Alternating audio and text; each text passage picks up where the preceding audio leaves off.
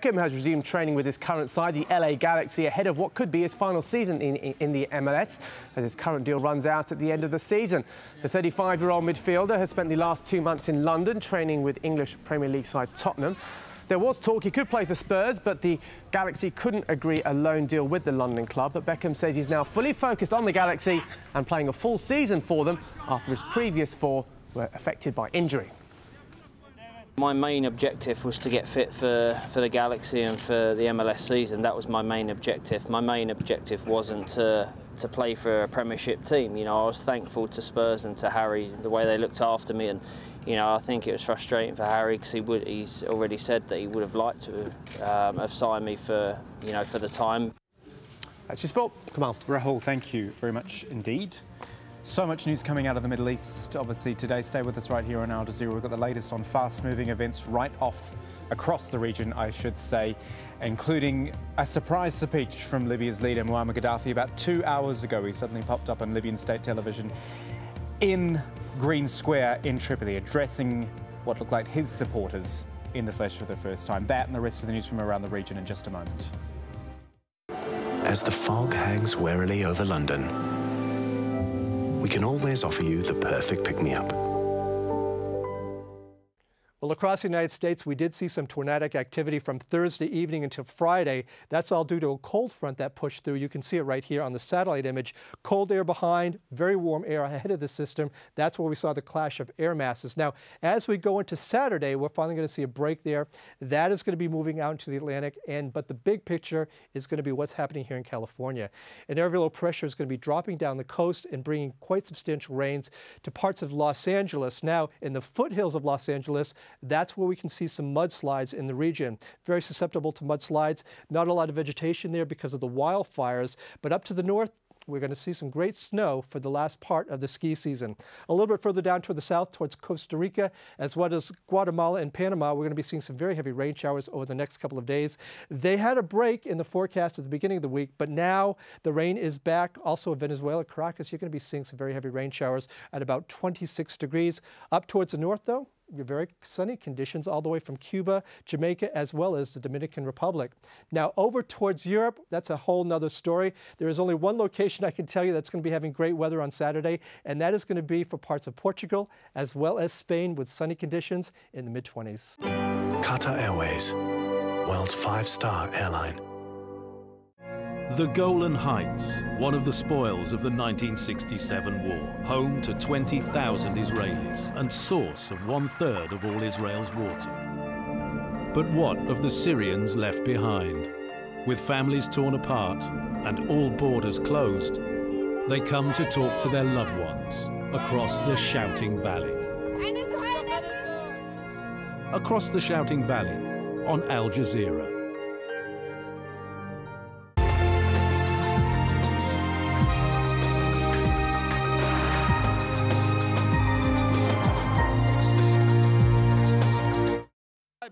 Every Libyan individual and every Libyan tribe will be armed, so Libya will turn into a burning hell. New threats from Libya's Muammar Gaddafi during a surprise appearance in Tripoli's Green Square.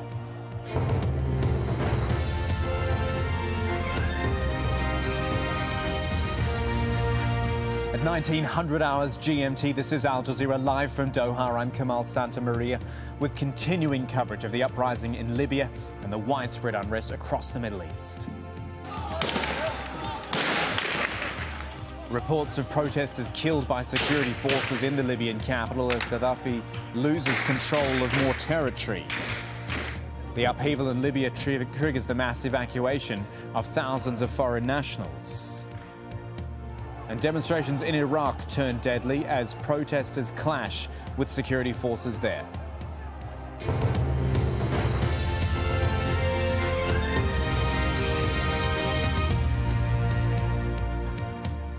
So only a couple of hours ago, a defiant Muammar Gaddafi appeared before his supporters in Tripoli, telling the crowd, quote, "We will continue to fight, we will defeat them, and we will die on Libyan soil." The leader made it very clear he has no intention of standing down, despite growing dissent within his country. Making new threats against pro-democracy demonstrators, Gaddafi said he was prepared to arm his people to defeat, quote, "the enemy." Be prepared to defend Libya, to defend the great river, to defend the oil, your dignity, independence, glory, and pride. Let them feel the shame. Let them feel the embarrassment. I'm here among you, among the public in the Green Square. And here you are, the youth of Libya, the children and grandchildren of martyrs of the Battle of Jihad, who crushed the Italian invasion. The Italian Empire was smashed by your forefathers. We are able to crush any foreign aggression by people's will, by the armed people. When necessary, weapon depot will be opened. Every Libyan individual and every Libyan tribe will be armed. So Libya will turn into a burning hell. I am among the public. We will continue to fight. We will defeat them. We will die here on the dear soil of Libya. We will defeat any foreign attempt as we defeated the former Italian imperialism.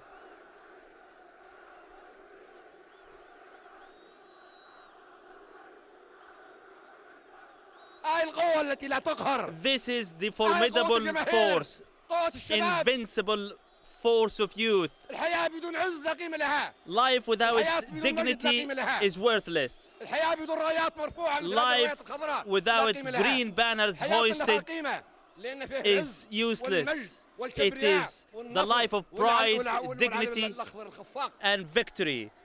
The green flag flying and hoisted.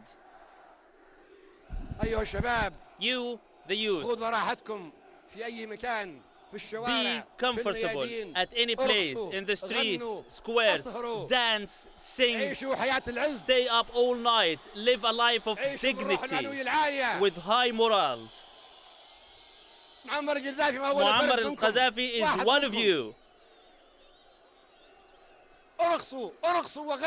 Dance and sing, joy and rejoice. While in another part of the capital, militia loyal to Colonel Gaddafi opened fire on protesters. Libya's deputy UN ambassador has told Al Jazeera the UN Security Council simply must intervene. I call on all Libyan diplomats of all ranks worldwide. You should disengage from the regime. All embassies should refrain from receiving directions from the regime. You should inform the countries where you are that you represent only the Libyan people. You should also expose the crimes currently perpetrated in Libya. You will be all judged by history. And this is the least we can offer to our people who are slaughtered today. Tens of thousands are facing bullets with bare chests in Tripoli streets. It is time for you to move. We've got a correspondent on the line now from eastern Libya, not naming her for her own safety, of course. Just wondering how much of what's happening in the rest of the country filters through there. The news of Gaddafi's speech, the international calls for regime change or at least an end to the violence. Well, I can tell you that people here do follow very closely what is happening elsewhere in the country, and certainly whatever Gaddafi says. Now, it depends on who you talk to. Some people take his threats quite seriously. Some people say that these are the words of a leader who is losing the grip on the country. When it comes to the international community, I don't think it's very much in their mind. I did hear people saying that the international community so far has not proven that it's backing the demands of the Libyan people for democracy, for the rule of law, for basic freedoms. So they're not counting on that. People here feel that the government has a lot of economic ties with specifically Europe, and that the Europe and Washington has been taking a very, very long time to denounce the kind of violence.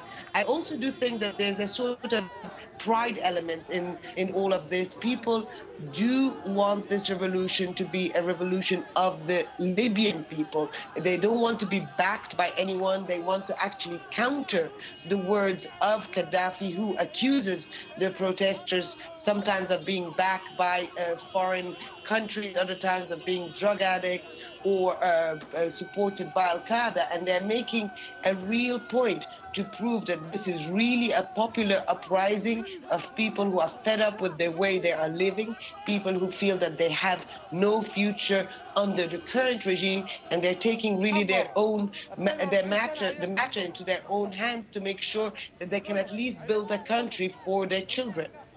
Describe the mood for me, if you would, where you are, obviously without giving away your exact location, but just an idea of the contradictory feeling, I guess, that people are wanting to celebrate, wanting to believe they're in control, but looking over their shoulders all the time as well.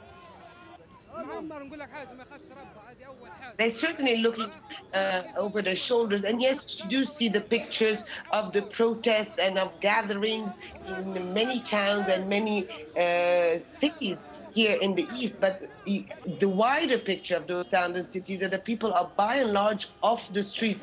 The shops are closed, the businesses are closed down, life is as if a standstill, and you'll have very few people venturing out on the street. I did notice that there were no women, and I think that is a clear indication that the level of anxiety is still there, that even though people talk about a liberated eastern Libya, they still know that the threat is not over and could come back very soon. There was a lot of talk of a counter-offensive. I did notice that people are always in contact with whoever they know in another region of the country, in particular in the west. They want to know if other cities fallen under the control of the opposition. They want to know what's happening along the main roads, the road that leads from here via Sirte, the hometown of Gaddafi, all the way to Libya, to Tripoli rather, I'm sorry. And so there is certainly an awareness that this, whatever they call the liberation of the East, cannot stand for a long time if the rest of the country doesn't follow. I also did hear about people who said that if Tripoli doesn't fall in the next couple of days, well, then they are ready to go there. They are ready to go and help the people in Tripoli defeat the government. That is our correspondent in eastern Libya with an update on the situation there as she has seen it. Thank you for that. Talked about the UN earlier. The Human Rights Council has called on the UN General Assembly to consider suspending Libya's membership rights. Human Rights Council High Commissioner